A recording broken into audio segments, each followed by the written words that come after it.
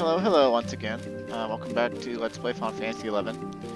So last time we wrapped up Chains of Promathia, but it turned out that it just fell right into another quest called Storms of Fate. Eshin Tarl. Oh, did I go to the wrong spot? Oh, I guess I did. Whoops. Well, I guess I'll just mount up real quick then, and we'll head up to Reverne. We gotta touch the gate to get a cutscene. And then we'll probably actually just warp ring back to Bastok and then home point warp into Reverne to where we need to go for this. I'm not sure if we can actually beat this quest as we are.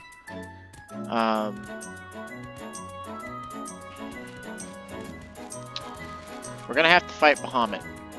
And back in the day, you did this quest with a whole alliance, which I think for the story quest version of it, you had the whole alliance less for beating it and more for getting as many people through it as possible, because it eventually leads to a 6-man battlefield called Apocalypse Nigh, where you basically face 2 bosses at once with 6 people, and it's difficult. And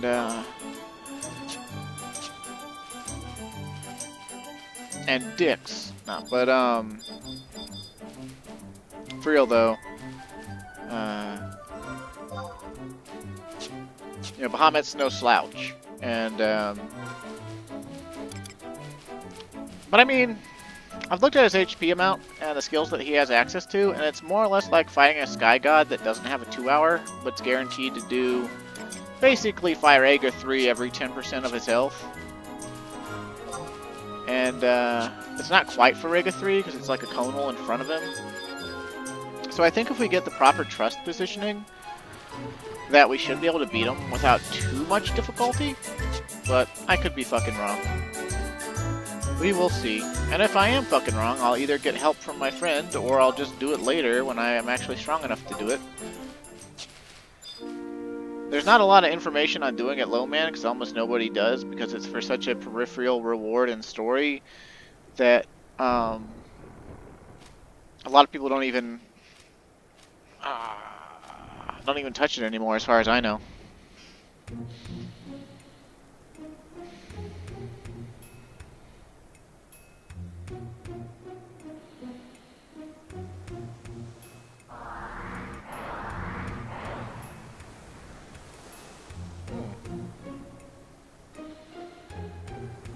I don't understand. Bahamut is nowhere to be found in Monarch Land. We searched all over the south side. We must be looking on the wrong side. Let's try again, Pish. Excuse me. Yep, it's me.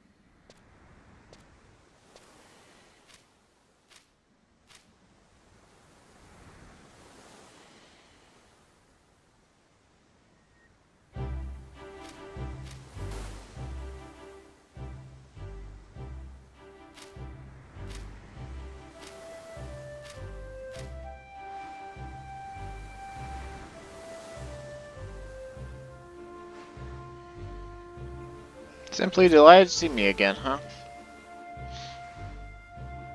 I'm a regular girl now, you know. Chee-hee.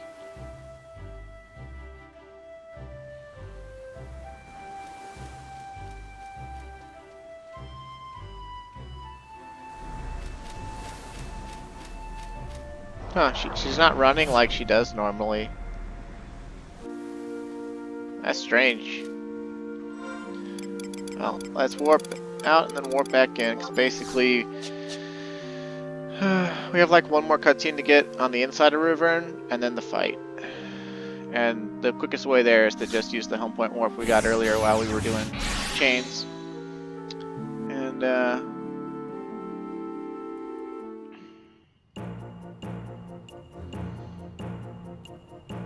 we gotta go to E7 on the west-northwest side of the E7 island. Okay.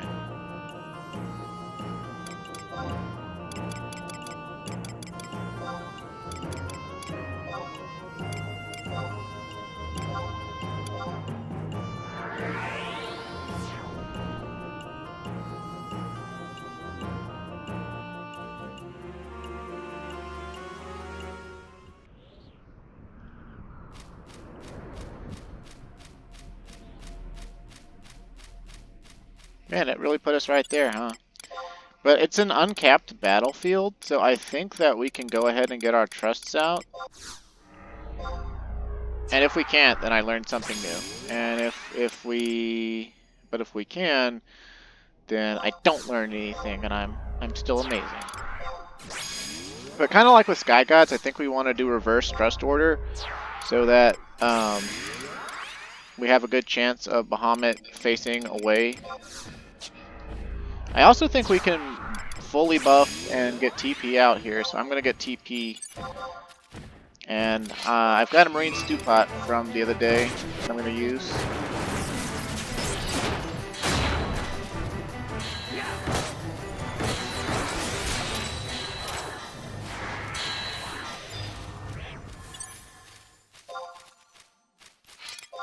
TPing?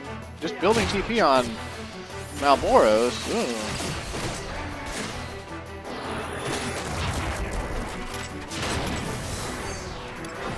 Man, she gets TP fast. Well.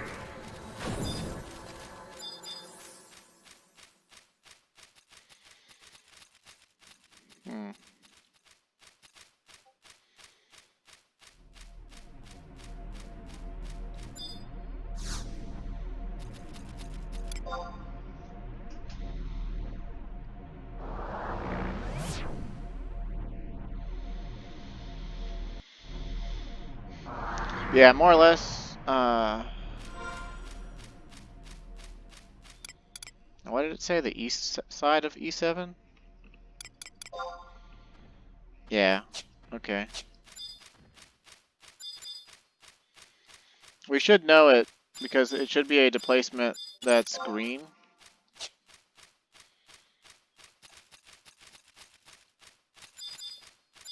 But like I still want to build TP. I don't have enough TP yet.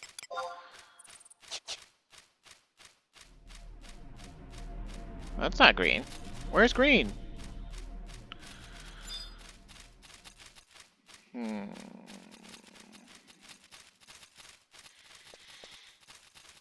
Head to the green unstable displacement on the west-northwest side of the E7 island. This acts as the battlefield entrance.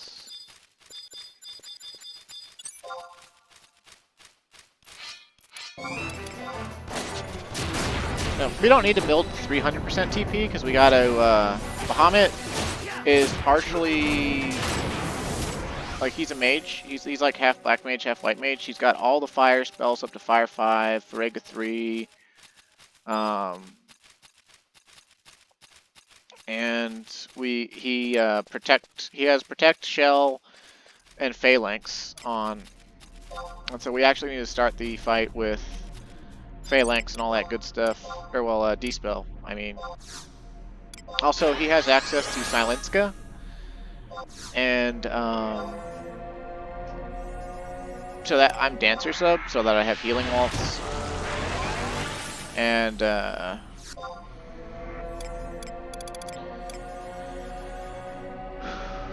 way, when my trust inevitably gets silenced, I can unsilence either Apururu or Shikarizi with a dance, and then they can unsilence Valaineral or each other.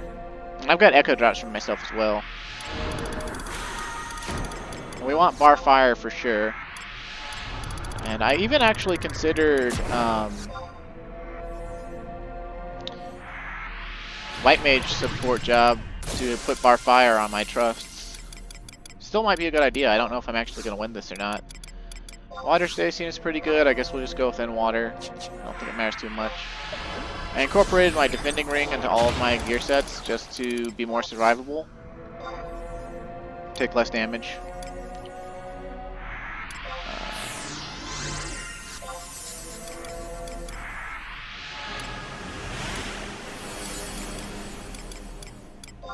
Now I guess I could cast Blink since I don't have use to semi-shadows. He's got a lot of different Dragon TP moves that are absorbed by shadows. I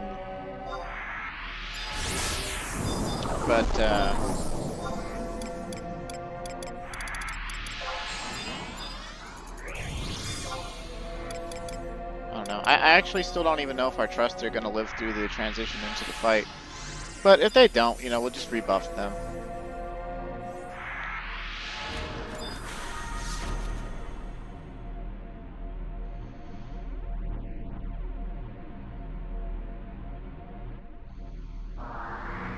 Okay, so this is a cutscene first.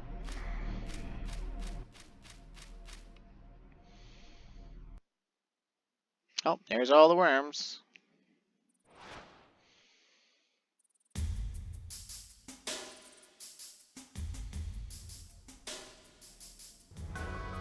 So it's you. I knew we would meet again, but I must say, this is sooner than I expected.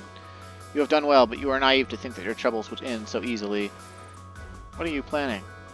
Your friend here held in her body a crystallized form of the emptiness. You returned it to the mother crystals, did you not? I sense that the will that embodied the emptiness is yet to awaken in this world, but it is tremendously powerful. The mother crystals are already beginning to feel its effects, enveloped in the emptiness as they are. It is stirring. My Magicite? Dun dun dun dun. And I don't know why that such a short cutscene happens and leads to battle, but here we go. Storms of Fate. Oh, nope, all our buffs wore off. Fantastic. That probably means our trusts are gone too. We'll have to rebuff. Mankind will be annihilated. You have simply delayed the process. Do you dare to defy fate once again and fight to preserve your lives? Hell yeah, bitch. Stand in defiance and perish. Redeem the world as part of the Mother Crystals. Okay, so pretty sure we have all the time in the world to buff. But technically Bahamut is not a dragon. He's a terrestrial avatar. And so he does not... He's not affected by Shikari's like dragon killer traits or anything, but I still want to use her as a backup healer and backup Silena, as well as for her skill chain and compatibility with Shantato.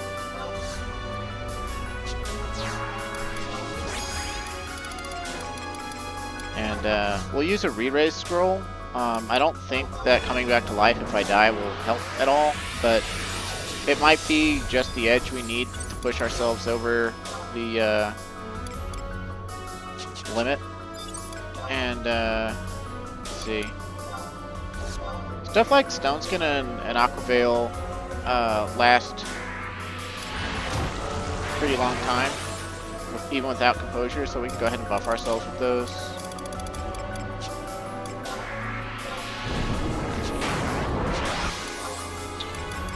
Probably go ahead and buff like Shikari with haste and Lineral with Phalanx 2.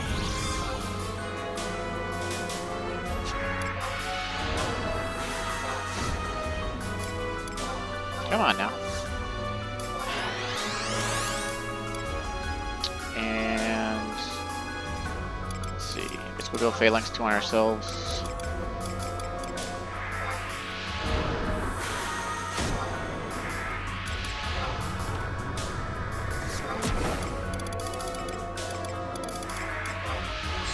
I guess that means we lost our built TP too, didn't we? Yep, we lost our built TP. That's unfortunate. I was hoping, because You notice we got our MP completely restored when we entered the battlefield. I was hoping that at least the TP would stay. It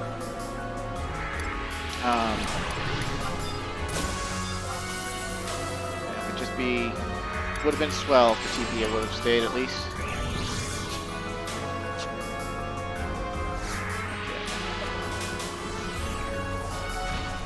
So, like I said, I don't know if we can actually beat this, but he's only as strong as the Sky God, more or less. Come on, how is he too far away? Too far away, too far away, too far away, too far away, too far away my ass. Okay, what's the retest time on that gonna be? Oh, you're gonna dispel at me, huh? You slut. Let me put Bio 3 on him. I want to lower the amount of damage he deals.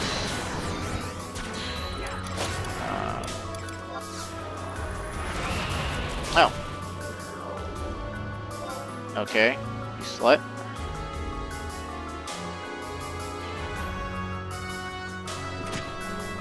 Varega 4.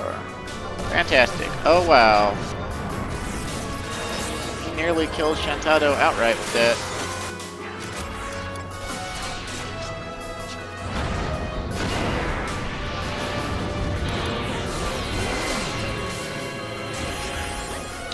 Completely immune to paralysis. That's no good.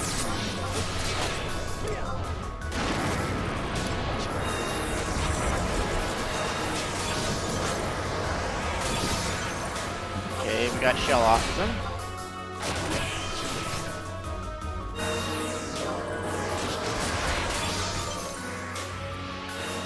Protect effect is now gone.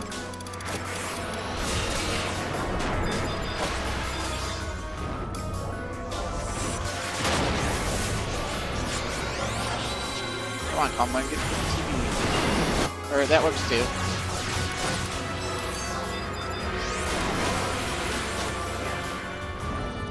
Yes, Magic Burst and Shantato.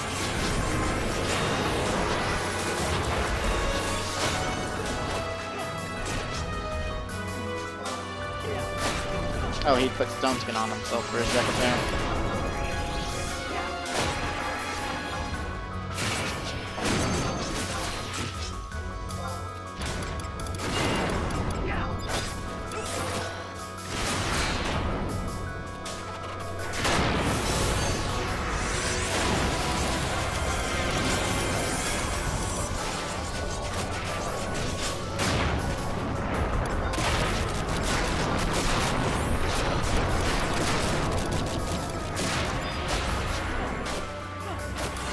I think we might actually get him.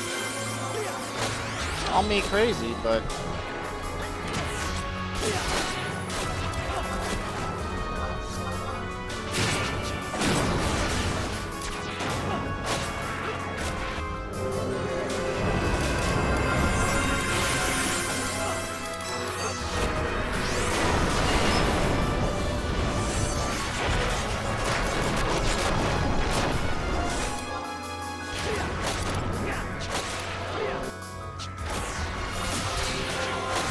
Okay, not bad at all. I mean, it's not over yet, but... Oh, there's Giga Flare.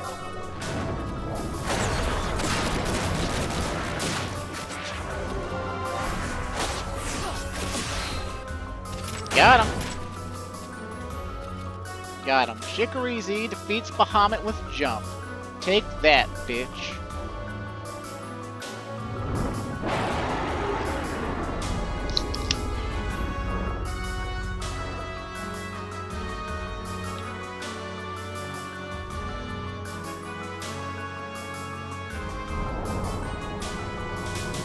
You have delayed mankind's extinction yet again. An age is a mere flicker to a worm. However, enough flickers united form a star.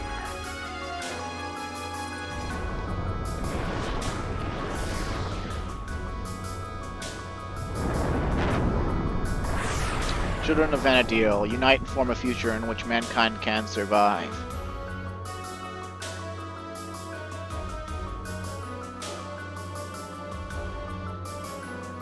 You know, I don't think he ever cast Silenska on us. He was too busy. We were damaging him too fast. He was too busy doing Mega Flare.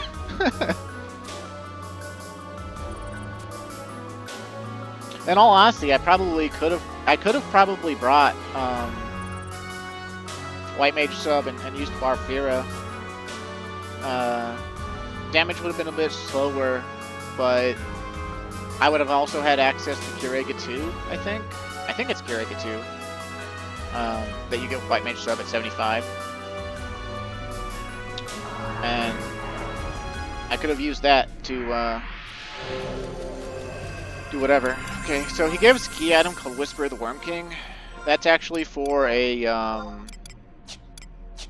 harder version of the battlefield, where he has relatively the same amount of HP, but he gains access to Terra Flare, as well as starting to use Giga Flare sooner. And he also spawns Grand Worms as adds, which they only have like 5k HP when he summons them as adds. But what am I looking for? You know, the introduction of an ad that you can't really deal with solo is a little too much. But let's see, is it a permanent key item? Why am I feeling like coughing so much? Huh. Yep, it's a permanent key item, Whisper of the Worm King. You can sense its presence, but it cannot be seen. Interesting. But anyway, so success. Now let's see what we got to do next.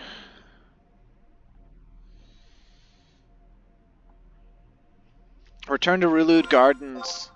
We got that Ducal Guard ring somewhere, right? We could make use of that finally. It's only got 5 charges. We might as well use it. We can NPC it later too. I just don't know where I put it. I might have shoved it in one of my Mog safes because I don't care about it too much. Oh, nope, there it is. Sweet. Which, I mean, we could also just as easily walk right back to the home point warp and take the home point warp. But man, I'm proud of my trusts. They did a bang up job. Although I think I didn't get the positioning that I desired, because they were all kind of like Valinor moved a little bit and sort of twisted Bahamut off to the side, but Bahamut is so big himself that like they were still sort of lined up, and they were all taking the Giga Flare cone. Of course, I was getting hit by it too, wasn't I? And I was freaking behind him, so maybe the choice word of cone that the wiki guide uses is just wrong. It's an AoE.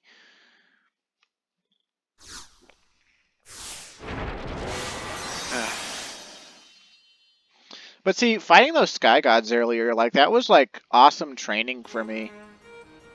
It gave me like all sorts of confidence and stuff. Anytime I see HP level between 25 and 30,000, I'm just like, whatever, that's sky god territory. I can take it.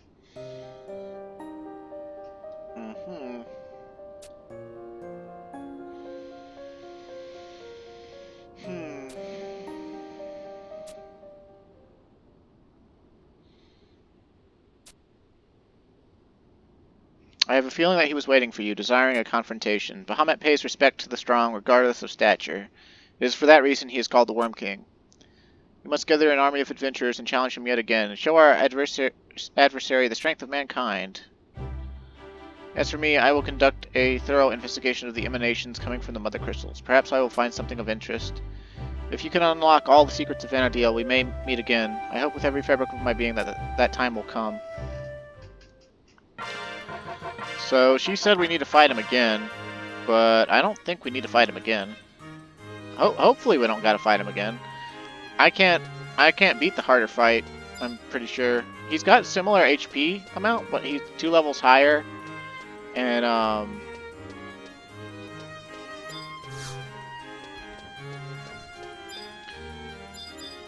let's see.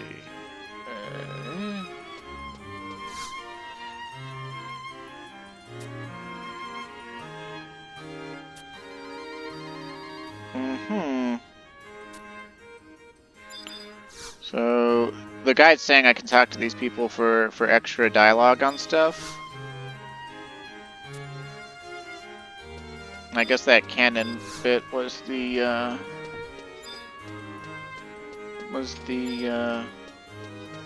mention there.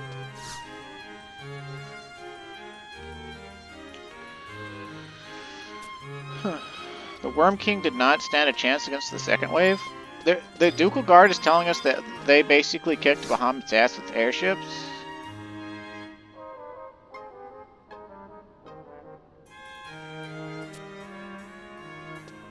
Maybe this is reflective of that maybe they fought him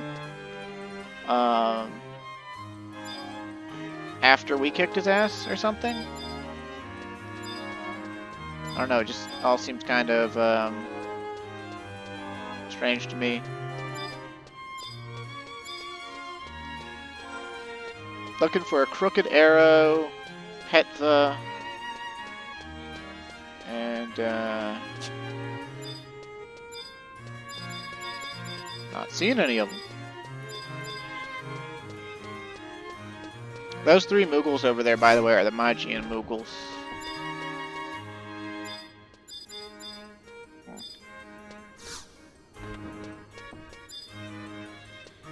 Nope, none of these guys seem to be people. Maybe it's the consulate. Maybe it's people in the consulates. I guess it would make sense to have like the 3 nation missions or something. Talking about shit. Crooked Arrow. Oh, well, they're people outside the front. That's for sure. Yeah, I thought that would, like, I was fairly confident that I would win, but I was a little bit worried because I wasn't sure if the trust would keep up with how fast he was hitting us with like Mega Flare. But it turns out his Mega Flare like takes quite a while to ready, at least in that form of the fight. Look at these biceps, I can take out a worm with 1 blow. Well, maybe 2 blows.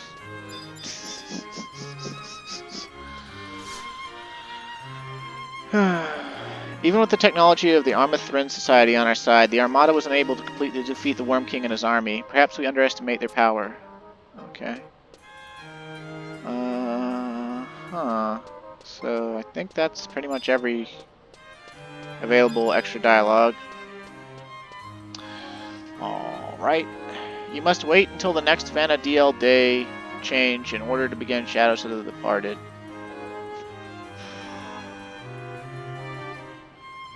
After completing Storms of Fate, including the post-battle cutscene in Rulud Gardens, you must wait until the next game day to activate this quest. Please know that your in-game mission tracker will not update your mission progress until the last verse is completed. It will show you that you're still on Dawn and Awakening, even if you've completed Storms of Fate, so you need to keep track of your own mission progress. Enter Rulud Gardens for a cutscene and a key item from Eshentarl. So I think it changed to Wednesday while we were still fighting Bahamut. I can zone and check, but I think we're gonna have to go do like Rhapsodies or Bastok Nation missions at this point. Which honestly, I think I'd rather go do Bastok Nation missions just to get them out of the way. Because like we're on 7 Tech 2. Oh, also we got a cool title for beating Bahamut. Conqueror of Fate. Asynabam? Is that like a, that's an anagram for I'm Abyssian, isn't it?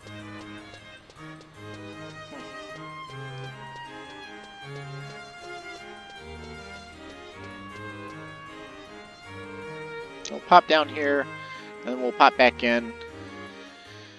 And like I said, if we can't get Shadows of the Departed going, then we will just go ahead and do Bastok Nation missions.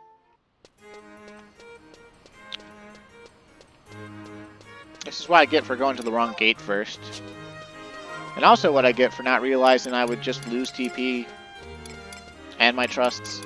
Like it says the fight, you know, that we just did, it says that it's uncapped and that Bahamut starts fully buffed. And I figure if he starts fully buffed and it's uncapped, then we keep everything on the Inter, especially if our HP and MP gets restored. But it turned out we didn't, so. right. Huh.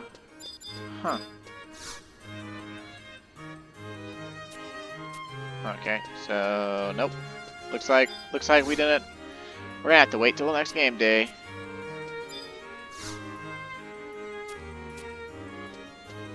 Alright, well, that kinda sucks.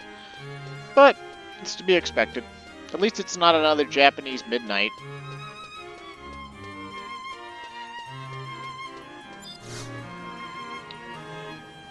So we'll go on back to Bastok, and we'll just do all the rest of the Bastok Nation missions now. Since we're only 30 minutes in, we could probably get most all of them done, depending on how long their cutscenes are.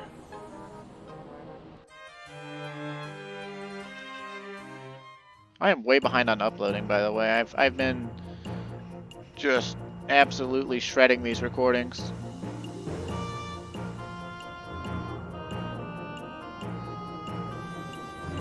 Okay, so we gotta talk to a gate guard and pick up, I think it's a quest called On My Way. Because the last time we did the one with the Sermit, right? Like we ran around in Romave for like half an hour because I couldn't find the damn question mark. Alright, Rashid. Tell me shit.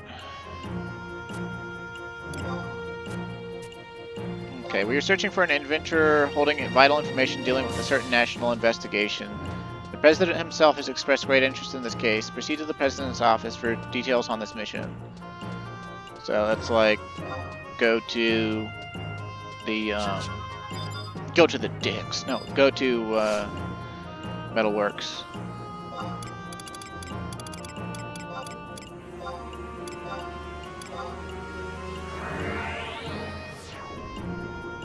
Also, fortunately, because missions are counted as like the story fights, you're allowed to use trusts in all of the nation missions now.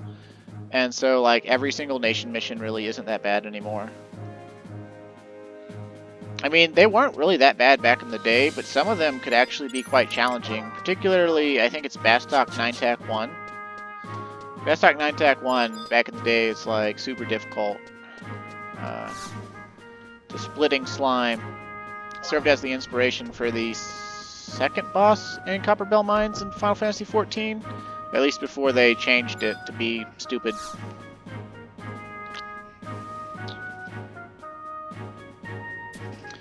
So, whereabouts of a certain Galka named Were? That looks like Cornelia talked to him after all. Sounds like another ancient Galka set off on the journey of rebirth, but the residents of the mining districts are not taking it very well. There is so much bigotry when it comes to these racial problems, it's hard to act on anything. However, there is one thing that interests me. There is a rumor that a certain adventurer received a letter from Were. I would like you to find this adventurer and find out what he knows. However, come, follow me.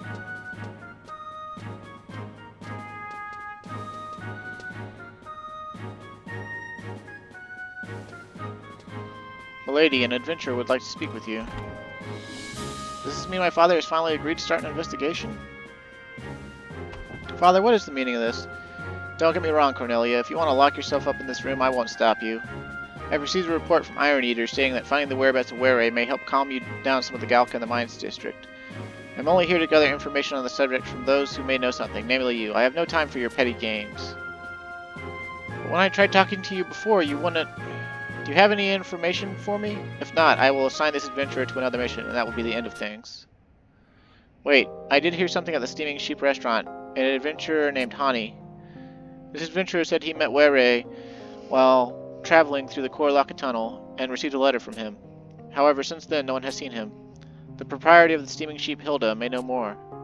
Understood. Calmwind will take the investigation from here. Wait, Father. Am I foolish to think I can make a difference, or am I just being a hypocrite? Cornelia. I once heard a Far Eastern legend that stated hypocrisy is born from the acts of good that one performs. Whereas the word used to symbolize a simple act of human nature, over the years the meaning of the word became warped to the negative tone that it holds today. Whenever anyone tries to do anything, there will always be someone there to judge them. I have experienced that my whole life, but it has never stopped me from pursuing my goals. I won't let anyone stand in my way. You've got a good 10 years before you start complaining about what is right and what is wrong. Don't forget that. That's actually kind of inspiring. Like, wow. Alrighty then, I'll go talk to Hilda, who's Sid's main squeeze.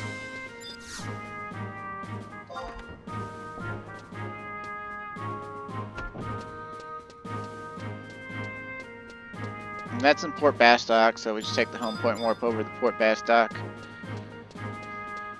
It's not really that far of a run, but you know, time is not on our side, so let's go. We want home point number 3. That's the one next to the restaurant.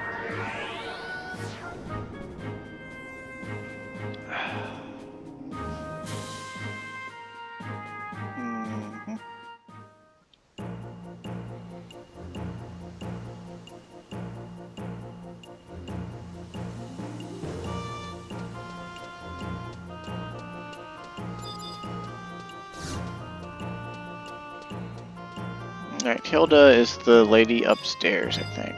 Yeah. How do I talk to you, Hilda? Oh. Yeah, I'm still doing Lair of the Wildcat, huh? Mr. Hani, now that you mention it, I do remember an adventurer going by that name. He was talking about a letter he received from some Galka. However, he seemed more interested in his next quest than the letter. He kept asking if I knew anything about the Palboro mines. My late husband knew much of those mines. When I told him the stories my husband told me, the adventurer got excited and said he was setting off for the mines the next day. And that was the last I heard of him. I hope nothing terrible has happened to him. Spoiler alert! Something terrible has happened to him.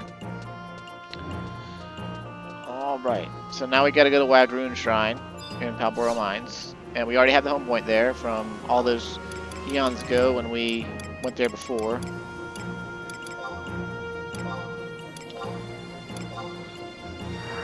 And we're in for a fight. 6-person fight against 4 different Quados, looks like. And for some reason I don't remember this one at all.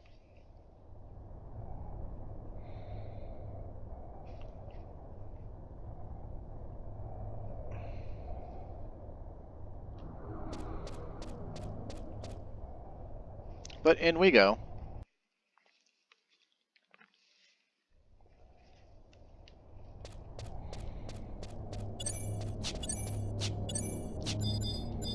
Come on, let me target the burning circle. I know you can load it in faster than this. Come on now. On my way. Resuzuki-san. That sounds hella Japanese. Help! I thought you heard a call for help. Okay, well, whatever. Perhaps we did. Perhaps we didn't. But, I'm gonna use... I don't think this will be a very hard battle, so I'm just gonna use, Mithril Musketeers and Valineral. So, where's the Ayami, I guess? There you go. Not the best setup, but could be worse. And we won't take it completely like a joke. I will buff.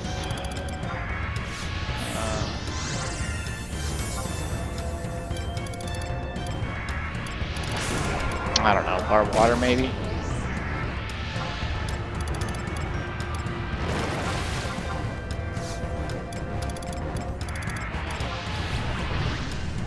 I'm still a dancer sub, aren't I? Eh, whatever.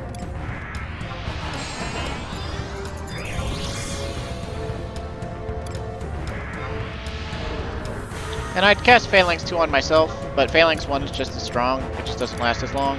We're not going to need the full duration, I don't think. So, it's kind of whatever.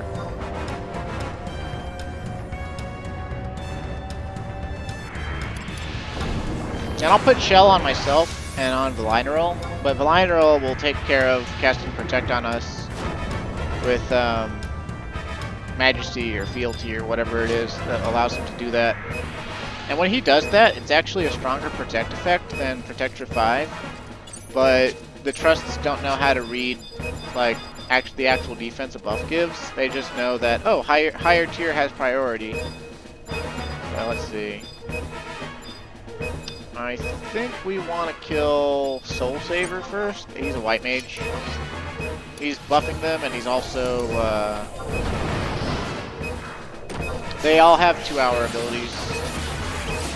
Like the white mage has Vana'diel. Hey, like you just did. There's a Dark Knight and a Warrior. They've got Blood Weapon and Mighty Strikes. And there's Red Mage. The Red Mage has Chain Spell.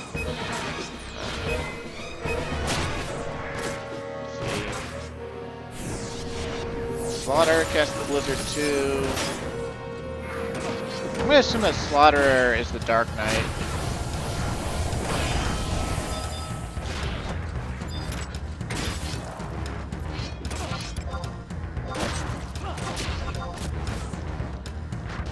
Chain Spell, huh? Yep. I figured that Night Slayer was the Red Mage. Oh, that was a disappointingly weak Steel Cyclone there.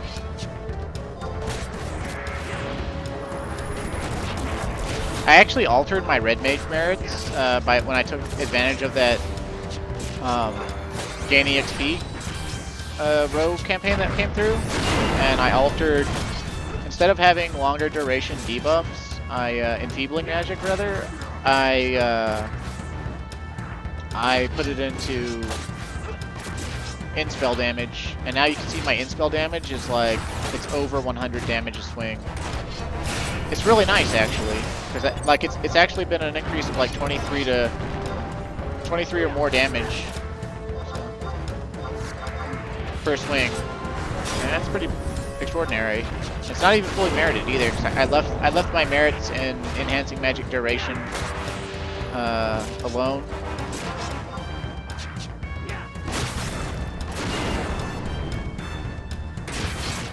I also left my magic accuracy merits alone, because I think that's still really important.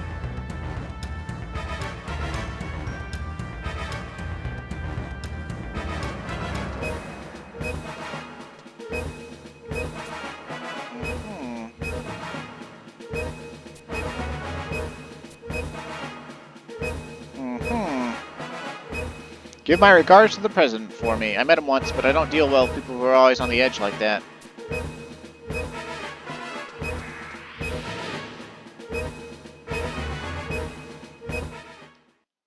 Cool. Key item. Letter from Were. Let's look at it, shall we? To my dear friend Gumba. Were. Okay. After you fight, you will see the letter. Take the letter to Gumba. Gumba also starts several quests, so be sure to keep talking to him until you get the cutscene involving the letter. Let's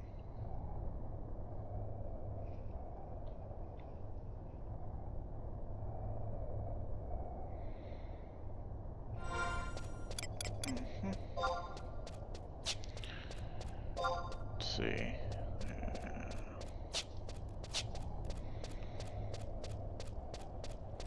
We might as well just go back through the mines and run out through Bastok mines to Gumba's house.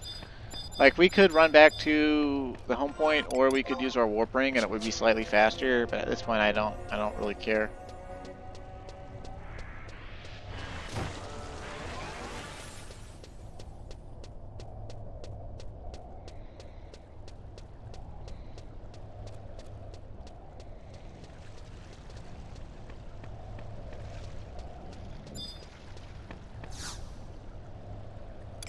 Pull the lever, Kronk!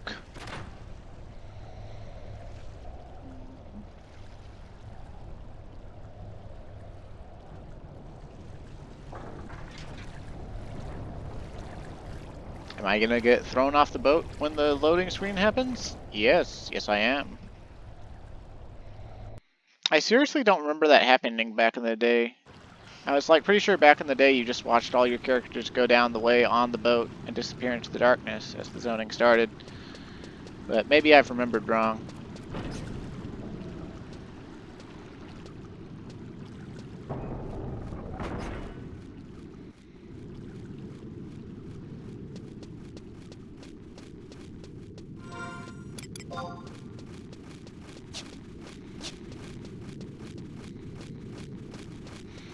I love running through this world and actually experiencing the world. Like, the teleportation is hella convenient, and I know I harp on this a lot, But I just like feeling, you know, like it's actually a big world.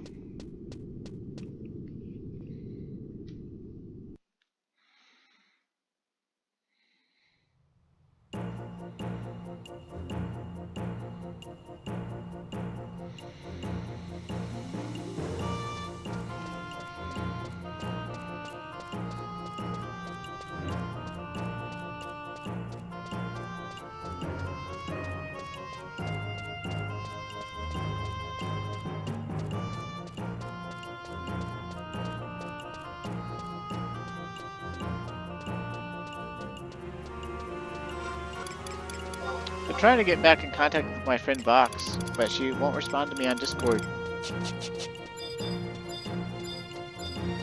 Hey, it's those guys who are always shouting to,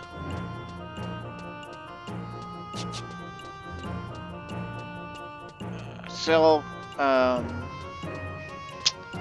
capacity points for mastery and mastery levels.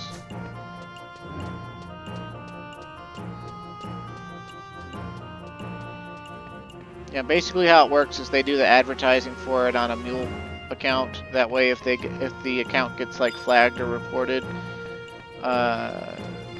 they don't lose the accounts they're actually like grinding on or whatever. Because there's nothing illegal about just grinding monsters. But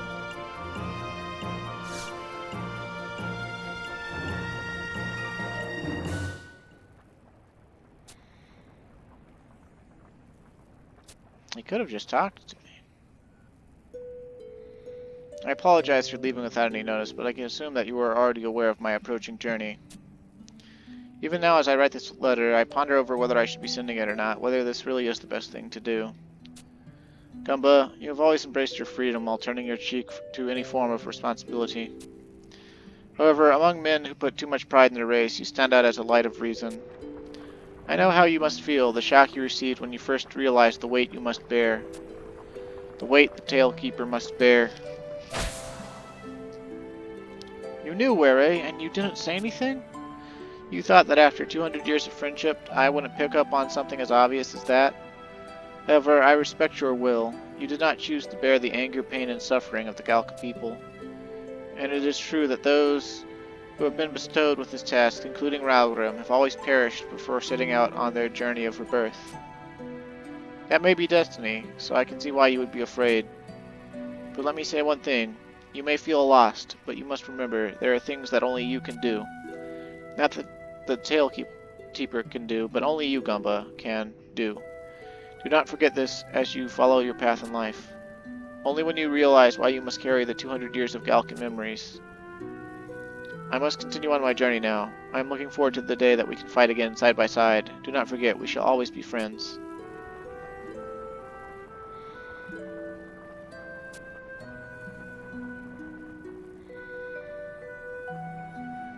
You can come out now, Cornelia. I know you're hiding there.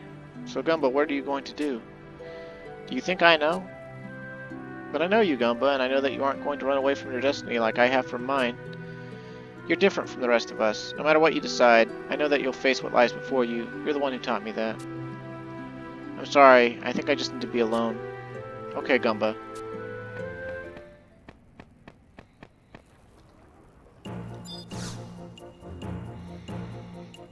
Were was the oldest Galka around here. He was really strong when he was young, you know.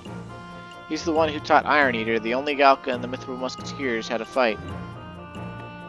Yeah, even Gumba is discounting Zaid.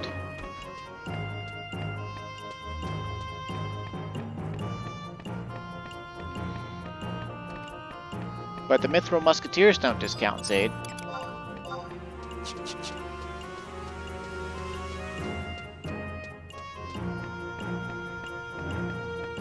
Man, I love Bastok.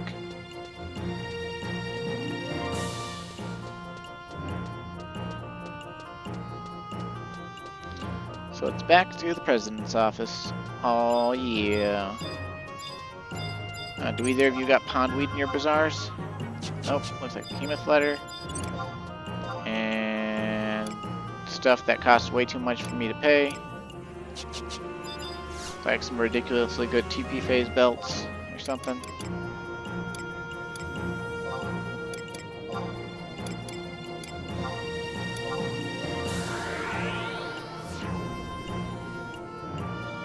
talk to Gumba, talk to President Carson in the Metalworks. At this point, you will receive rank 8 and your reward. Optional, check Cornelia's room behind the President's office for an additional cutscene concerning the other Cornelia, meaning the Cornelia that died in the Northlands expedition, which this Cornelia is named after.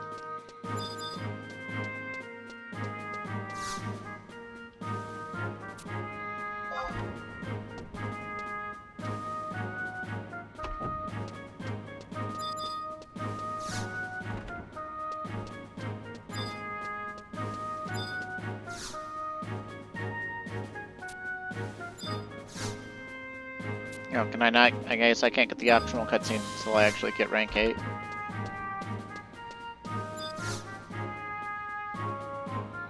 What is this you say? The honey in question got himself caught by the Kata? By the sounds of it, you adventurers have quite a carefree lifestyle. Well, no matter. We can now be certain that Were set out on his journey of his own free will. Let me reward you for your service and raise your rank. I see that you already delivered the letter to its proper recipient. I am not going to let this problem escalate by meddling with it. Let the Galka see the truth with their own eyes. Swing. Obtained 60,000 gil. Hey, that can almost pay for a single marine stew pot.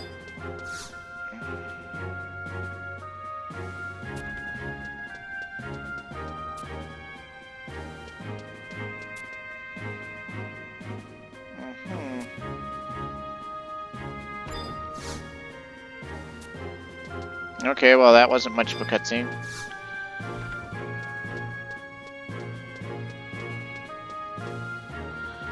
Oh, you must have completed Beauty and the Galka, Fallen Comrades, and Rivals. I guess 3 different quests that are Bastok related to view this cutscene. Otherwise, you get a brief cutscene showing Cornelia skipping out on her studies. Huh. I wonder what those quests are and how long they take. Beauty and the Galka. Items needed. Zinc ore and palboromine logs.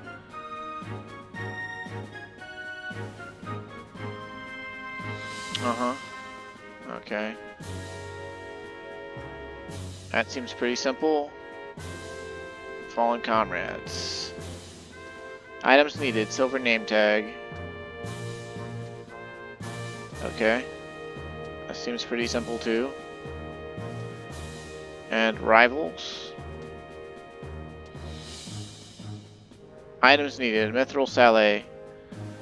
Title granted. Contest trigger. Okay, these are all actually really short, easy quests, so I don't know if we can still get the cutscene or not if we do them, but I guess I could try.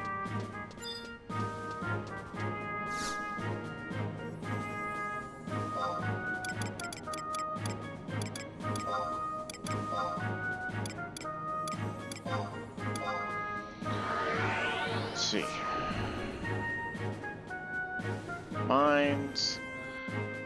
Mines, and Beauty and the Galka was in Witchstone. Port Bastok. Okay, so we'll do both the ones in the mines first. We'll see if we can get the items off the auction house real quick. I kind of doubt that we'll be able to, because I doubt anyone really cares to be selling those things anymore, but we will see.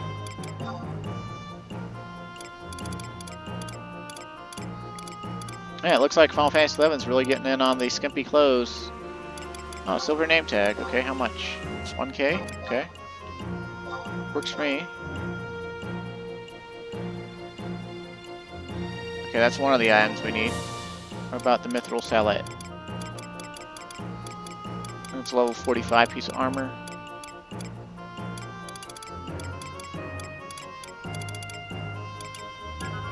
Maybe not. Maybe a little bit lower in level.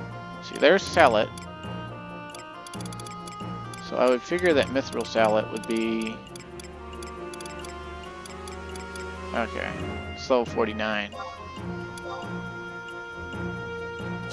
We might be able to get one from the armor store or from Sparks.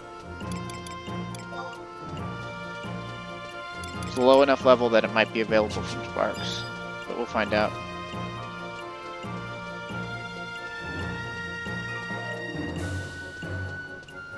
And then we'll just dip over into the mines district and do these 2 quests.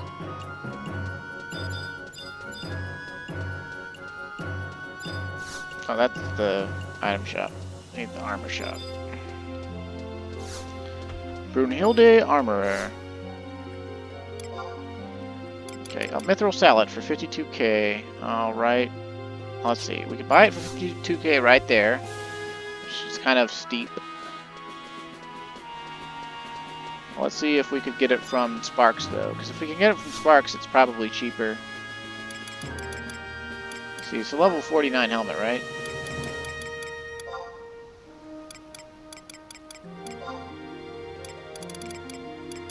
Okay, so we got Sallet, Breastplate, Gauntlets, Illumin. Bandit, Raptor. Mithril Sallet, 437 Sparks.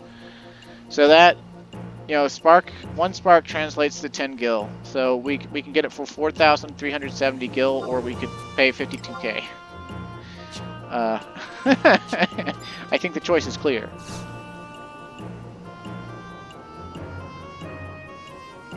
Oh, and real quick, while we're here, I think we can buy zinc ore from the Goldsmith Guild.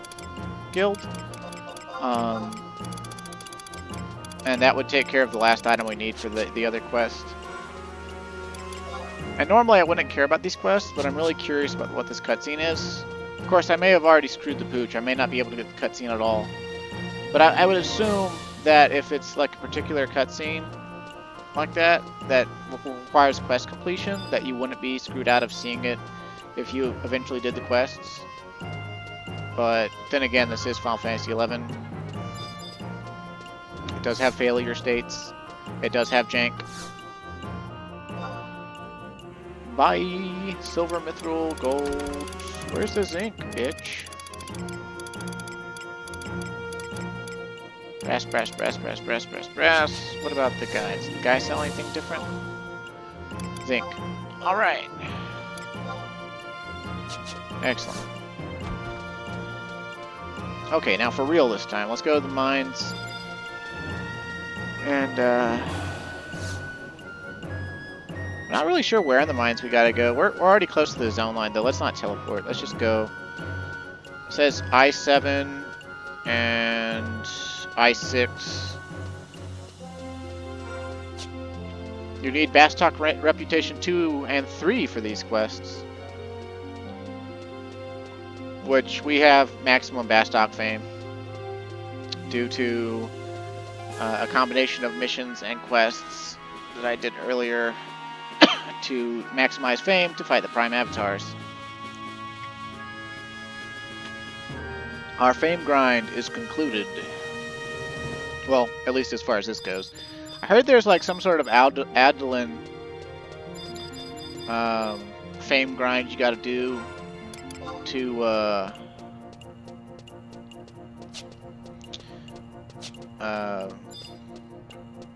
come on, brain, work with me here.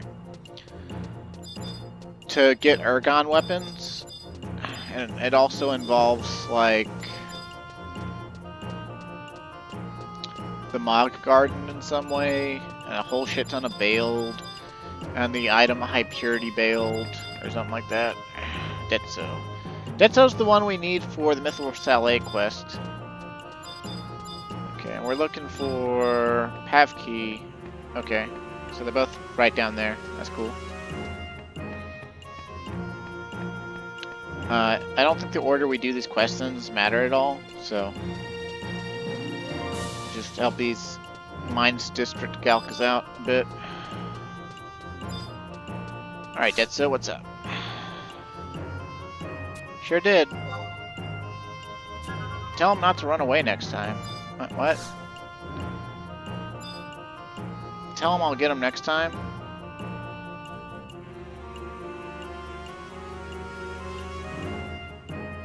Oh, okay. I don't know how you're supposed to know, but you're borrowing again. There you are. Haha, look, I have a Mithril Sallet. Victory is mine. Good for you. My helm should be here soon. There you are. I brought the gold armlet you asked for. How's this? Do I win? Hey, that's not fair. You tricked her into bringing you that helm. Huh, tricked? What's going on here? Where's the Galka's adventurer who needed a helm? Gumbo, were you lying to me? Explain yourself. Well, I gotta go. Hey, if you run, I win. Ha, what do you say to that? Fine by me. See you.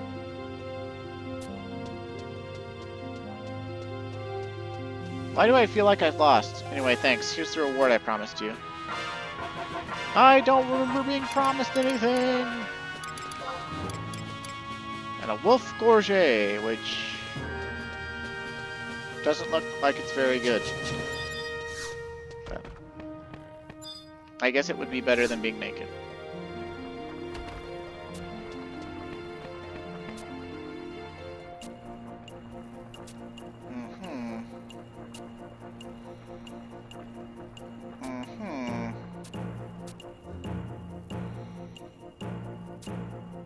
Sure have, actually. Alright. Silver name tags. Gotcha. Already got it, baby. It's actually a really common drop-off of quadivs, I think in North Gustavberg and, like, any part of Gustavberg. Or maybe just in the Palbor mines. But not hard to get.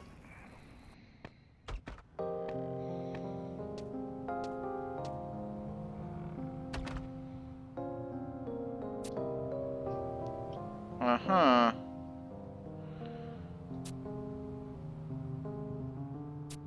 Okay. Uh-huh. Yeah, basically all these quests are going to involve Cornelia helping out the Galka because she feels bad about racism. It's not a bad, you know, plot thread for a storyline, but, you know, like, I get enough of the whole, like, oh, you need to not be a bigot and you need to help people out with that sort of stuff in real life. Like, I get it. I've had this railed into my head since elementary school. I don't think the world needs to rail it in anymore.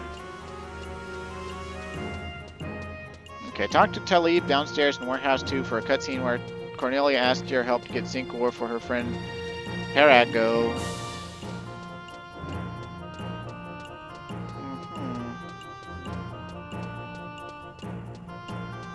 Didn't we already do this one? I feel like we already did this one. Let's see. Beauty and the Galka. Oh, yeah, we already did this one. I bought that zinc ore needlessly. Cool beans. Well, I'm glad I realized it. Like, I was reading the quest description, I was like, yeah, didn't I do this already?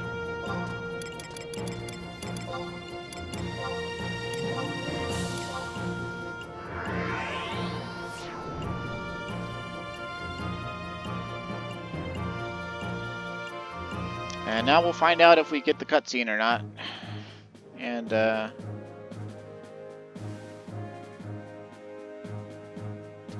hope we do, because otherwise I've wasted your time and mine.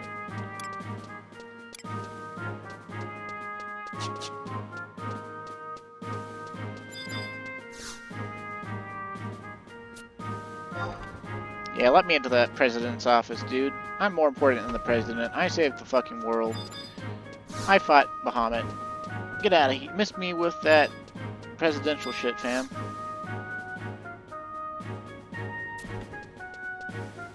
The president has given me strict orders not to let you out of your... Hello, come in. Oh, she's taking us into her bedroom. This is awkward. Isn't she only like 16 or something?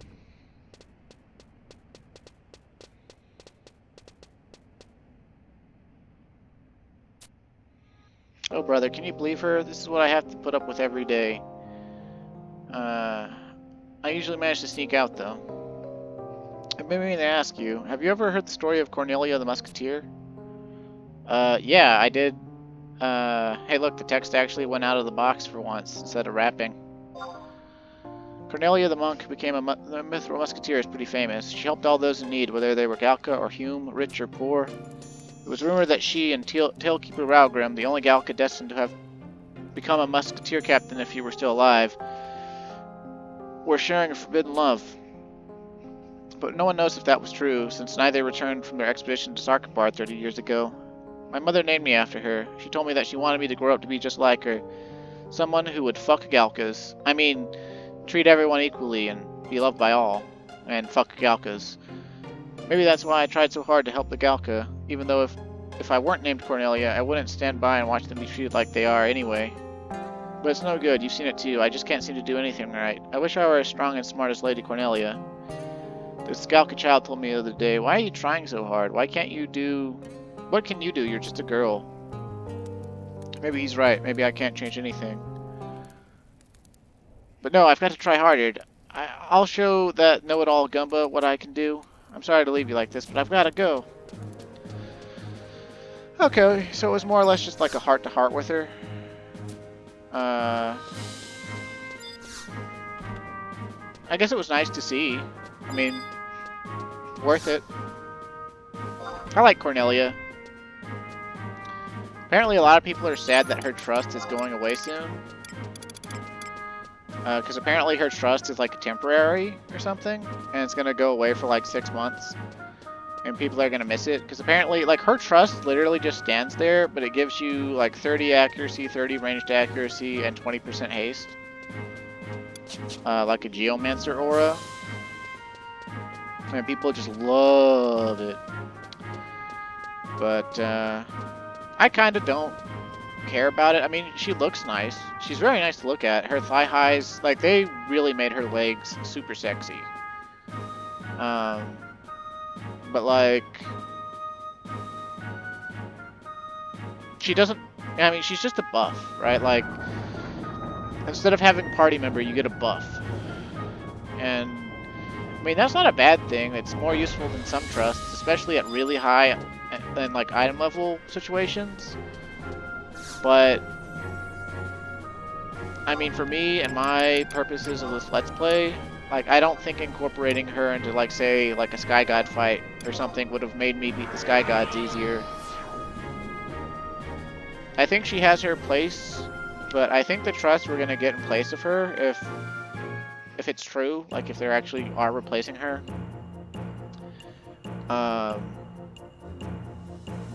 I think he will be more useful overall. Although I don't really like the trust they're replacing her with, because she's a character that's in the game, and the trust they're replacing her with is basically like a developer's like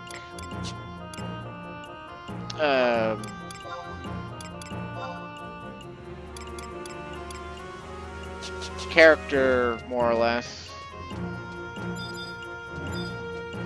Or like what the developer would be if he were a trust. Which, I mean, is cool in its own way. And like, we have to thank that director a lot for keeping 11 going. And I just remembered why I was actually walking up on the auction house. I need to buy crystals to trade for rank bar.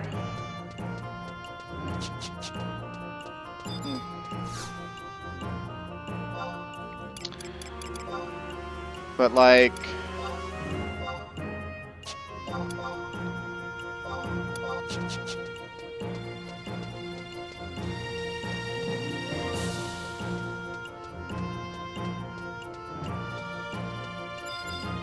I'd rather have a trust that's a character, like an NPC from the game that I can like get to know through the quests and like develop like my own personal affinity for, rather than, you know, one that's kind of neat but also just, you know, not a character.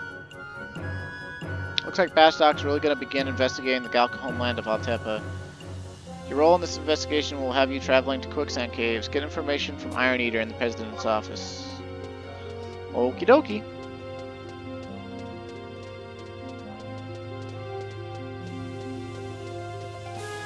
Oops. Let's see. Bastok missions. I accidentally closed you.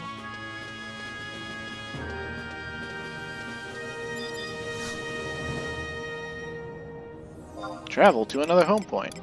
Go to Bastok Metalworks. Go to home point 1. Oh yeah. Okay, so we're on the chains that bind us. Okay, so speak to Gate Guard, talk to Iron Eater, Go to Western Altepa G5 and enter the quicksand caves on map 7. Taking the survival guide warp to Kuftul Tunnel and then exiting brings you close to this entrance. Make your way to H8 and open the weighted door, which we can do because we had to do that earlier for Rise of the Zilart anyway. We have the lodestone key item.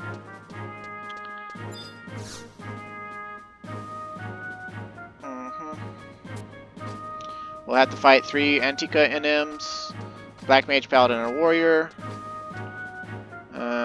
Check the Galka statue again for a cutscene. Make your way to D12 and enter the Quicksand Caves map 5. You can quickly access the next question mark via the Geomagnetic Fount waypoint for Quicksand Caves. If you don't have this fount yet, it's highly recommended you pick it up while in the vicinity. Okay. Time has come to unlock the past and step forth into the future. I await the adventurer near the statue of the Tailkeeper in the Quicksand Caves. It's Zaid, huh? Zaid would most certainly not show up. You met with Zaid when you defeated the Shadow Lord. If he would talk to anyone now, it would be you. Your mission is to seek out the statue of the Tailkeeper and find out what Zaid meant about unlocking the past. Okay. Easy peasy lemon squeezy.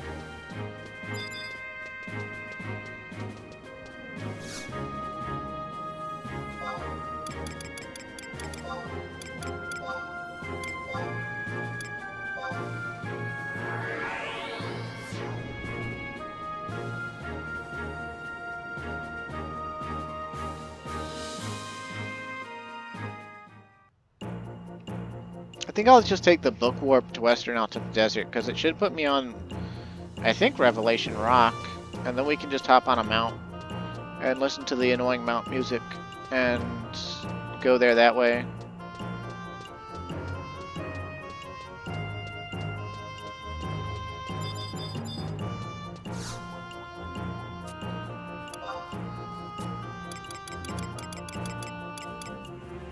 It's Kozats, right? Kozats. Guess I could have also gone to Raphael and taken a Chocobo to listen to the Chocobo theme instead. That might have been the way to go to maintain my sanity. But oh well. Who needs sanity when you can apparently be in Western Altepa Desert at K7? Which apparently is the zone line for Eastern Altepa Desert. I guess I'm thinking of a Fields of Valor book that's out there at Revelation Rock. But whatever.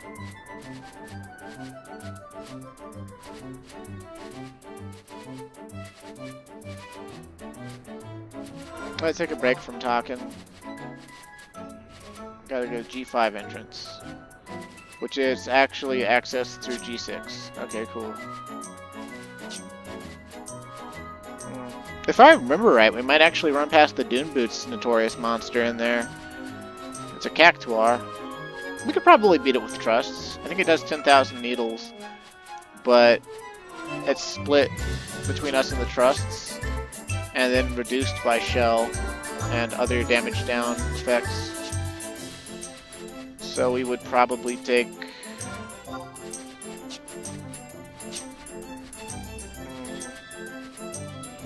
Well, the flat split 5 ways would be 2,000 damage apiece.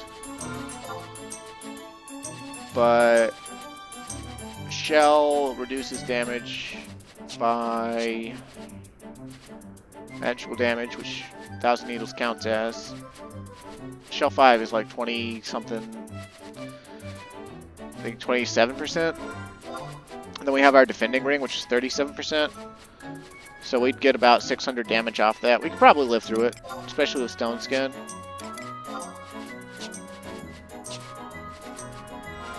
So we could probably live through one 10,000 needles. Although if we do run into it, we probably don't want to use Shantato too, because she'll just die. She doesn't have enough. Then again, she has really high magic resistance. I don't know. We'll see what happens. We probably won't even see it though. But the Dune Boots are a kick attacks boots that Monk can wear. All jobs can wear them, but they have a hidden effect of kick attack damage plus 30. It's like wearing a hand-to-hand weapon on your feet that has plus 30 damage. So your kick attacks become beefy even when you don't have footwork active. They were highly sought after at the level 75 cap because it was like adding another hit every time you had a kick attack as far as the damage goes. But on the other hand, dicks. What? Son of a bitch. Whatever. I'll kill you with my paladin, homie.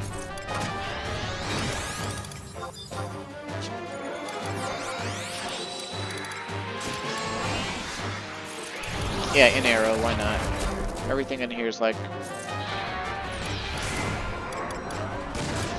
Okay, liner will here have phalanx too.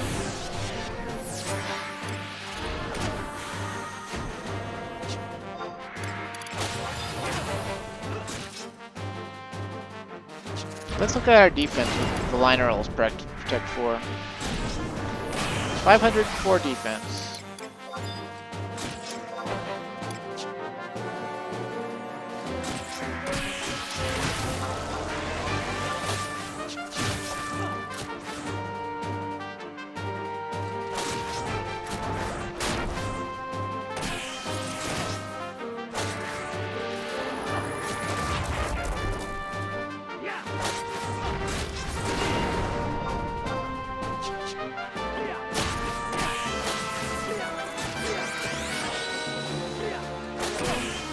Okay, so as I was saying before I was rudely interrupted, actually I don't even remember what I was saying. Never mind.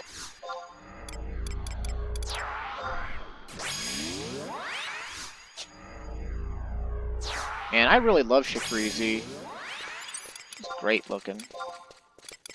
And I'm still Dancer sub. Whoops. Whatever. Oh, I didn't cast, Okay, let's see, hold on. Make your way to I-8 and open the weighted door. It says I-8, so that's the second hallway. But I think the, pre-console 12, that looks like an NM if I ever saw one.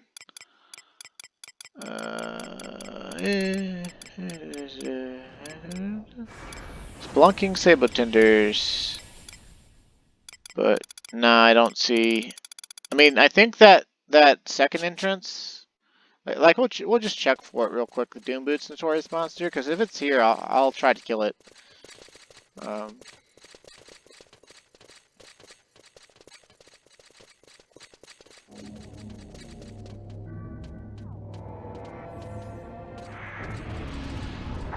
Yeah, it's out this way. It's not where we actually need to go, but, like I said, I'm already here, so I might as well check, right?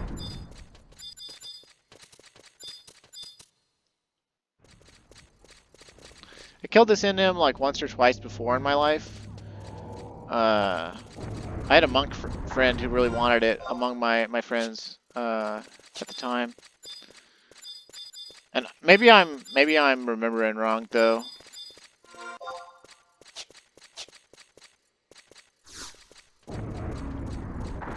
No, this is the spot. This is the spot.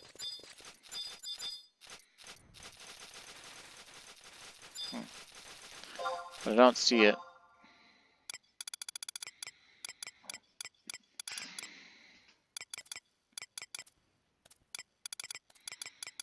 It might be a placeholder situation. I guess I could look them up. But let's go to our mission now. Like, I'm not gonna sit here and like farm it or like try to get it.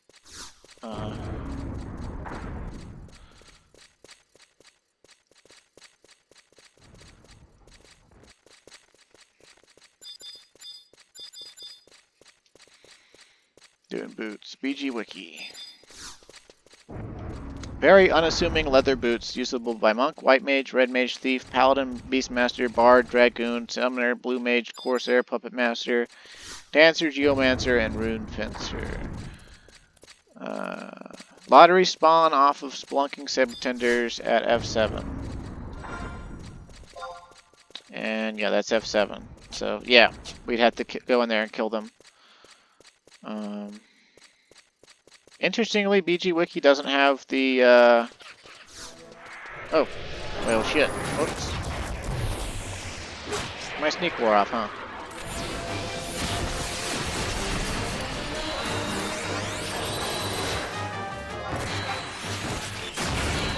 Whoopsie doopsie. A little fucky wucky. That's what I get for not paying attention. But yeah, BG Wiki doesn't mention their hidden effects on kick attacks. Yeah, enhances kick attack damage by 30, equivalent to equipping a weapon with damage plus 30.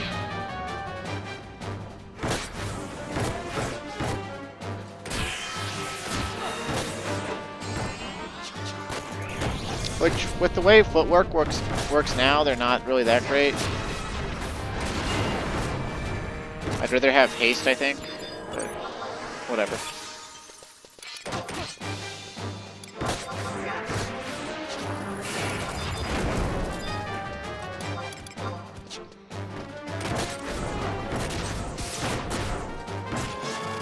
Lottery spawn from the Splunking Sabretenders. There are 2 possible placeholders.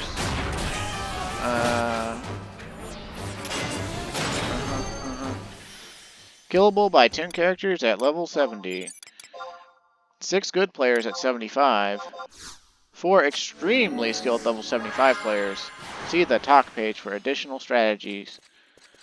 Special attacks, 1000 needles. It'll use 2 TP moves whenever it has TP.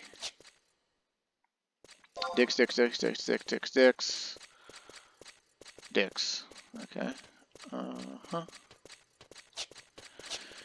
Now, wait a minute. It did say, what, I-8, right? Okay.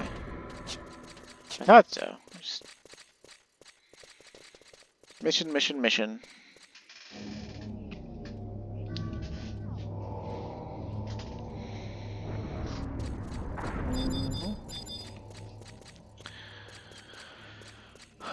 Head to G11. Okay. Seems legit.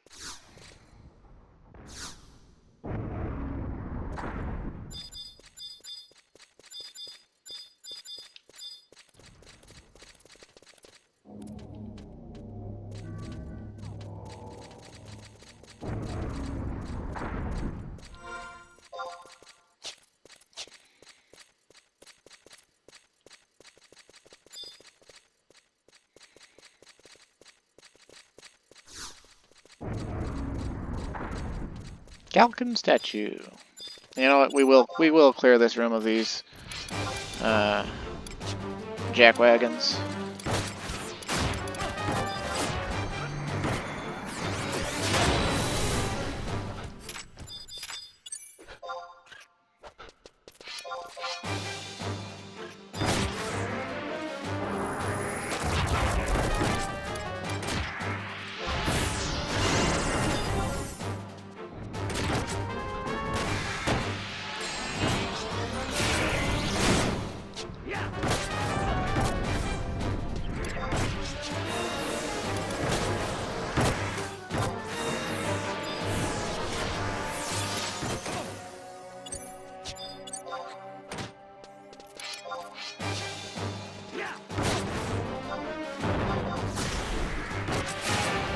Now I just realized the date changed, and we could go back to getting, doing the, Sense Something Evil.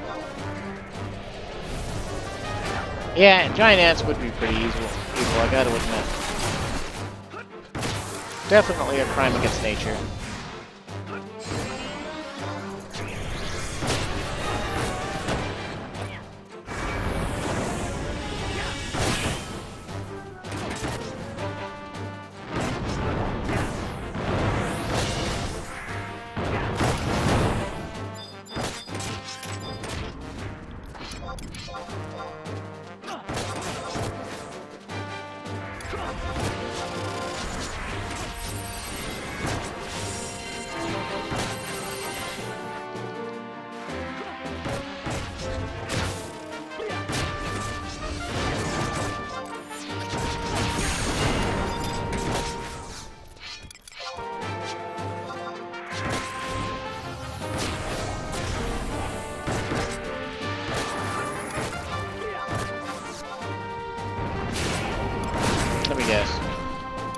invincible?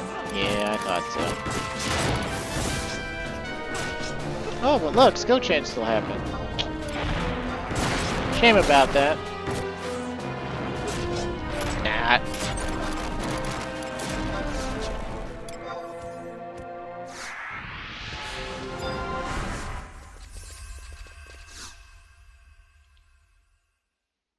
Well done, Calm Wind. The statue that stands before us is that of a Tailkeeper who lived centuries ago. The Galkan Tailkeeper is our prophet, our elder, our king. He embodies everything that makes us Galka. Not the memories of all eternity, but the memories of a mere 200 years. With this, a young Galka must travel forth and bear the burden of his people. After leaving this place, I feel that Raugrim was troubled by the constant reminders of the anger and grief of the Galkan people. However, while he could not run from those things, he could not just stand there and do nothing. To break the chains binding the Tailkeeper to his endless agony, we Galka must search out the truth that the Tailkeeper holds within. Located on H8 of your map is a mural painted on the walls of these ruins. I will be waiting for you there with words to take back with you to Bastok. Okay. So, make your way to D12 of Western Altepa and enter the Quicksand Caves on map 5.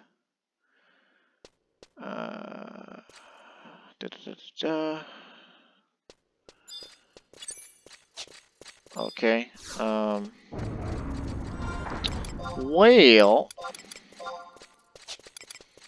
I think we'll have the best bet of just warping out and Hulk Spider. I don't need this. I ate with door to 11. Slept. Recommended. Defeat them in order. Okay. He said H8 for a mural though. Is there an H8 like in here? There is, but we ran past it already.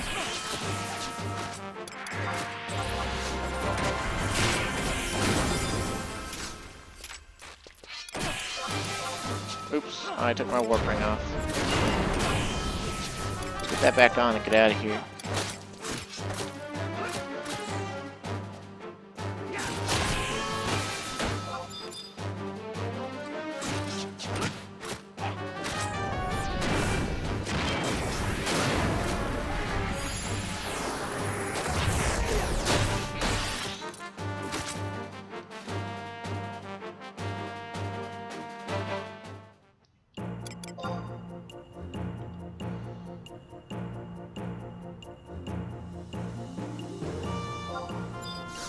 I think we actually have a home point crystal that's closer to where we need to go.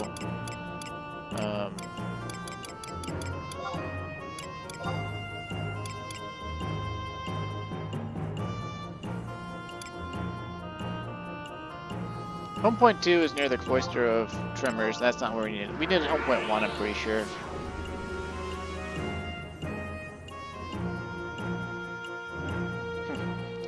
It's funny, I'm seeing Final Fantasy XIV advertisements on the Final Fantasy XI wiki. It's funny though, it's an advertisement only showcasing characters from Heaven's Word, not the most recent expansion. That's fun, eh?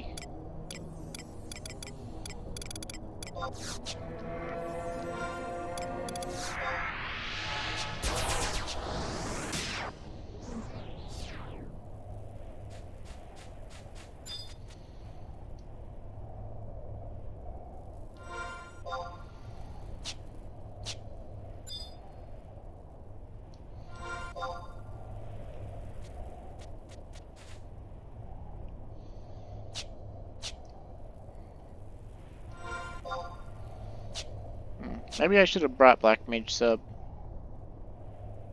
Then again, I think Escape just drops you, no matter where you are in the Quicksand Caves. I think it drops you at a different location than what you actually want. Of course, I don't think this is taking me where I want to be either. This is like down the hole from where I do want to be.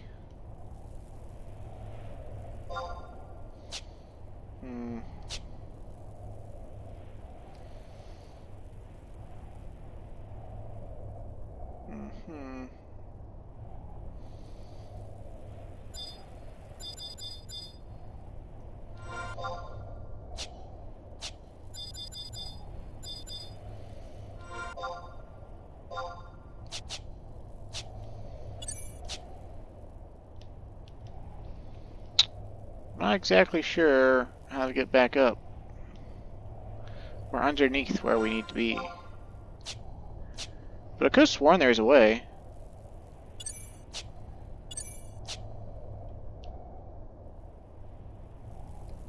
Or at least a way that took us out of here, that put us outside but closer to where we needed to be.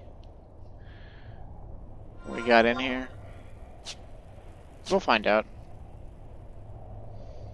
Also, what are those wooden roots from? We're like underneath an expansive desert. Like, what tree could possibly be putting roots down into the ground this far?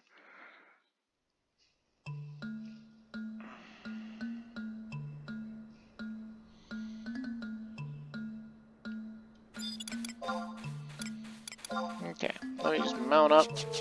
I love the alt type of music, but okay, yeah, we're relatively close to where we need to be. So that was still a time saver. Good soup.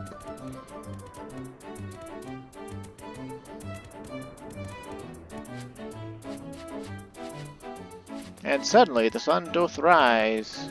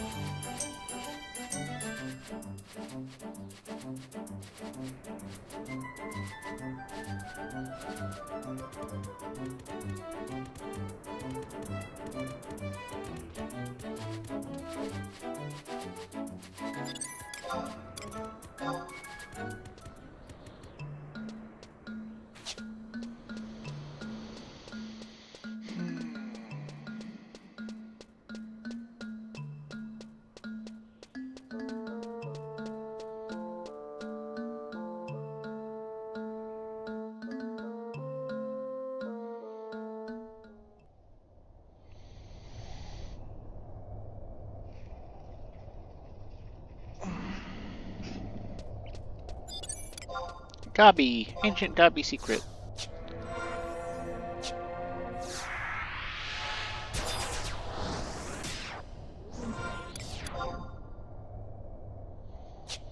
Yeah, so all we should need to do is go through the weighted door and go over near the mural, and there should be a question mark we can touch, and then we get another cutscene with Zaid. And this is probably the cutscene I was thinking that I should have gotten back in Rise of the Zillert, not realizing it was actually part of Bastok missions. But sometimes the missions are a blur for me.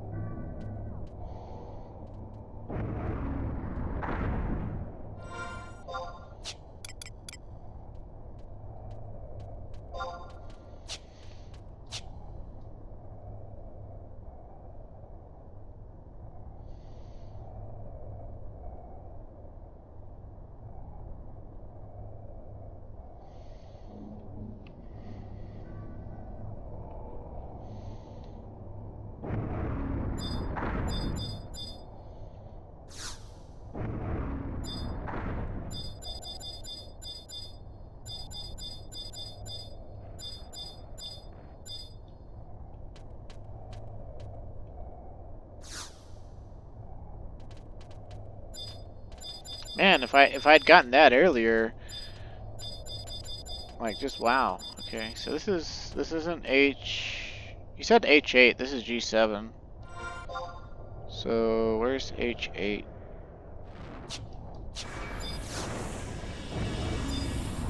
Like that's the mural. The question mark you need is at H8 in front of the mural in the room at H8. The room at H8. This is H8. So, like, where? Like, what? I'm confused. Make your way to D12 of Valtepa Desert and enter the Quicksand Caves, Map 5. The entrance is accessed at C11, D11, and the far southwest corner. Okay. Inside, head through the eastern weighted door at K8. This will take you to Map 6. Okay, so we're still on Map 5, I guess. So we need to go east, I guess, through a hidden door or something. Something like that, I guess.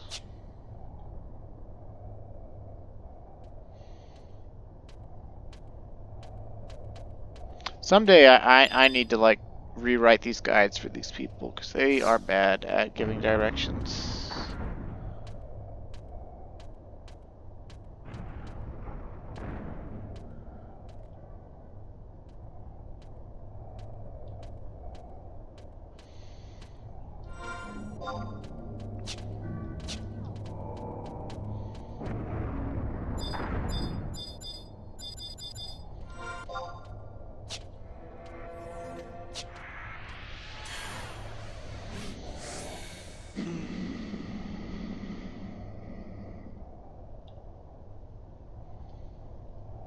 Just think about it, though. This place we're walking in, it feels like an Antica stronghold, but what it's actually all Galka. Like, this is all constructed by the Galka. And the ants just live here now because apparently they came out of the ground, like, when the Galka dug too deep or something.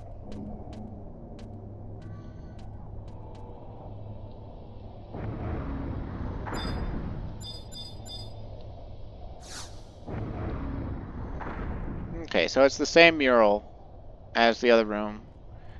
And it's like exactly the same. But, yeah, there's a question mark here we can touch. That should give us the cuts. Where did the question mark go? Alright, there it is. Alright, Zaid, lay it on me. Give me the Galka history, baby.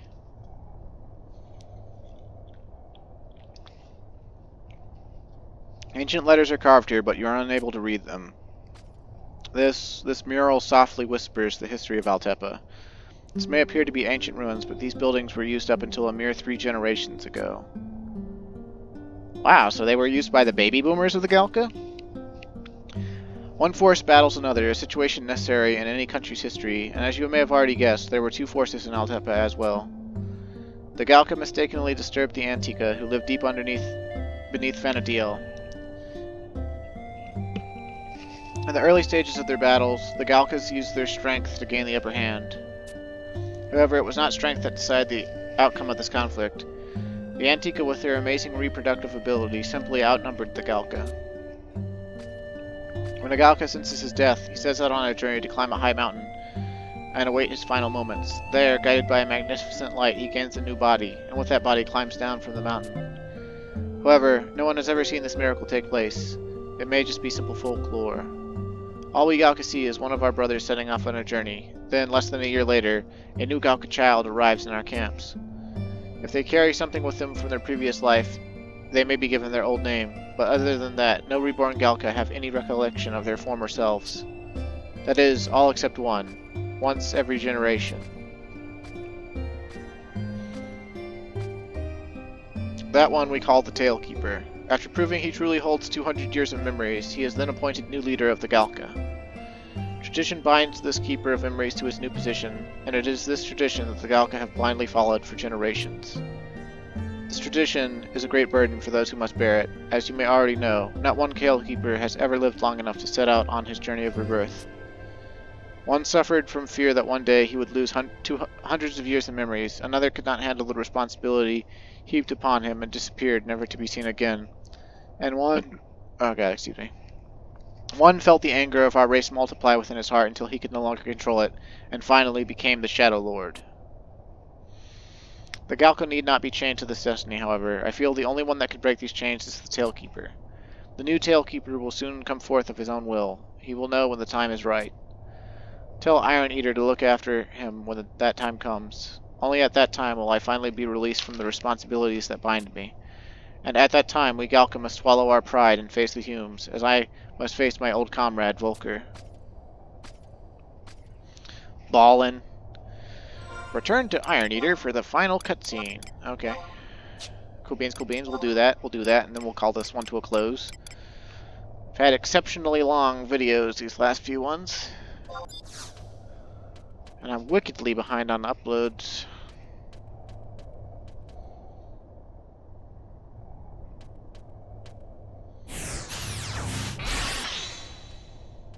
Also, isn't it kind of funny that he tells you that, like, though the buildings don't look like it, they were used up until 3 generations ago by the Galka, but they've got like these ancient-looking murals on the wall that look like cave paintings, more or less. It's just kind of like, I don't know, it's a little bit funny. The Galka don't seem like they're that tribal, but whatever.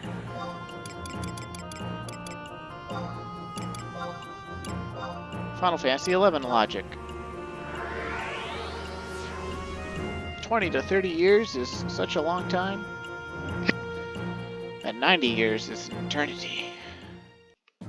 Although generations, from what I can tell, according to the internet, they used to be span about 20 years, and then starting with like Gen X, for whatever reason, it drops down to 15. I don't know. 60 years would be about 3 generations, though.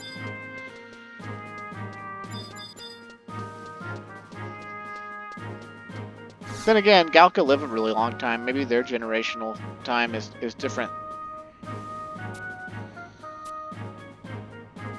Turning point in your history, huh?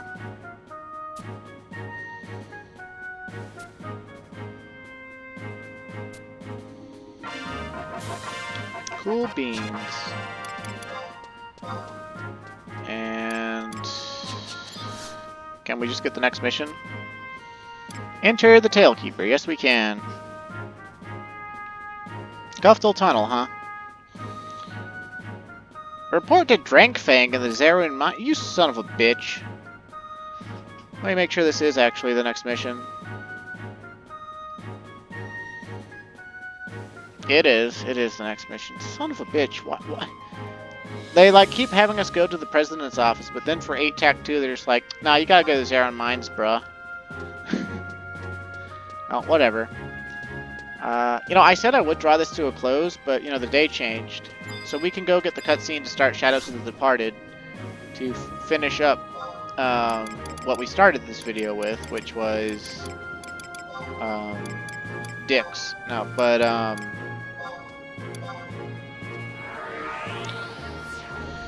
Storms of Fate, which was on our way to do Apocalypse Nigh.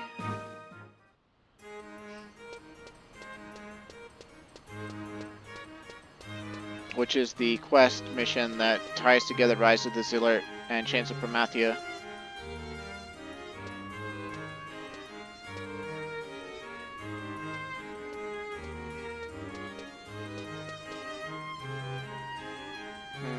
Someone you'd like me to meet, come this way. Okay.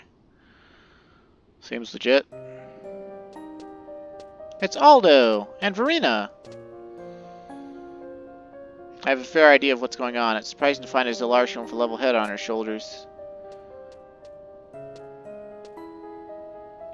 There are 4 mother crystal locations. The Crag of All, the Crag of Dan, the Crag of Mia, and the ruins of Zilxja. Our investigation into the emptiness surrounding these locations has produced some unusual readings. We put together a research team equipped with the latest weapons designed to combat the emptiness, and sent them to Zilxja. And you wouldn't guess who they encountered. Oh. The ruins of Zilxja are under Tinshoto authority. Technically speaking, your researchers were trespassing. Verena had wandered down there like she was guided by something. I found this at the place where I was drawn. Apparently it belonged to a Galkan known as Railgrim. I'm sure you remember the name. Verena was once the receptacle for the memories of the Shadow Lord. There must be a reason behind her behavior. Similar readings have been recorded from the emptiness found below the crags of Aladim and Mia. We have marked the points where the fluctuations were the strongest. I would like to entrust the investigation of these areas to you, Calmwind. If my intuition on what lies out there is correct, you will make some fascinating discoveries indeed. You're a brave soul, Calmwind. You'll never catch me in that awful place again. Once is more than enough. Please be careful. We'll be praying for your safe return. So now we have to go to the 3 Promevians and get memory flux, get key items from their memory fluxes on the 4th floor.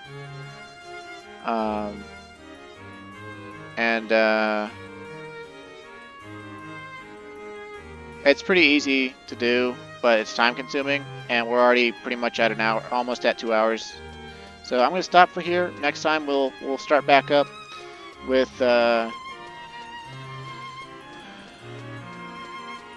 this quest, Shadows of the Departed, and then we will either jump back into Bastok Nation missions, or we will, which we're almost done with, by the way. We've only got 8 TAC 2, 9 TAC 1, and 9 TAC 2 to do, and they're all pretty simple and short.